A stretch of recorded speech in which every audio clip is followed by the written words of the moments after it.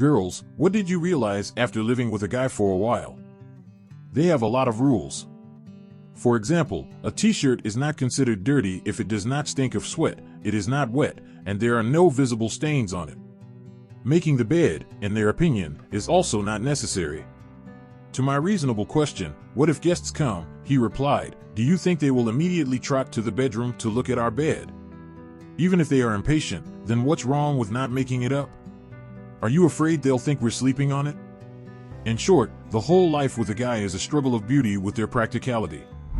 It turns out that they can sit at the computer from morning to night and play video games or work. They don't need light or food. They don't seem to go to the toilet either.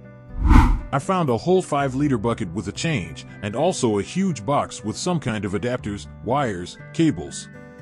The most interesting thing is that the previous guy also found all this.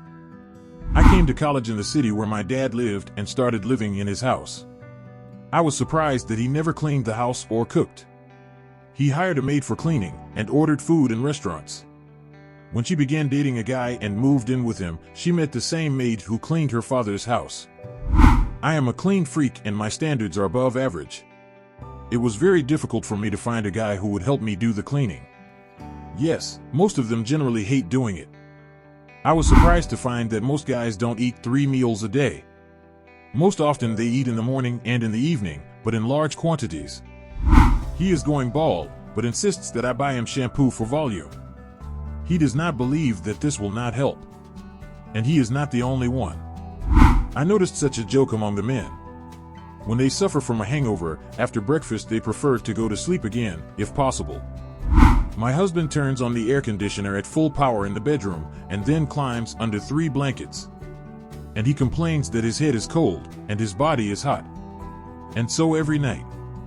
Any man, returning home, immediately stuffs the contents of his pockets throughout the apartment, and he has a strictly defined place for each thing. I was raised by my mother and grandmother, and I was completely sure that all men are self-centered goats. Growing up, I realized that this is not so. In fact, not all of them are. For most of the guys I dated, a cold is the end of the world, and if the throat hurts, the complete end of the world. When I have to give birth to a child, I may understand what a runny nose means for a man, and what pain they experience at the same time. It always seems to me that the man is dissatisfied with something. For the first 2 months of my life together, it seemed to me that I had completely screwed him up, because he constantly hovered in the clouds and answered all questions in monosyllables. Then it dawned on me that if he was thinking about something of his own, it might not be related to our relationship. Until you live with a person, you will not recognize him. My ex turned the heating to the maximum and then opened the windows throughout the house. I asked why he was doing this, and he replied that he was hot.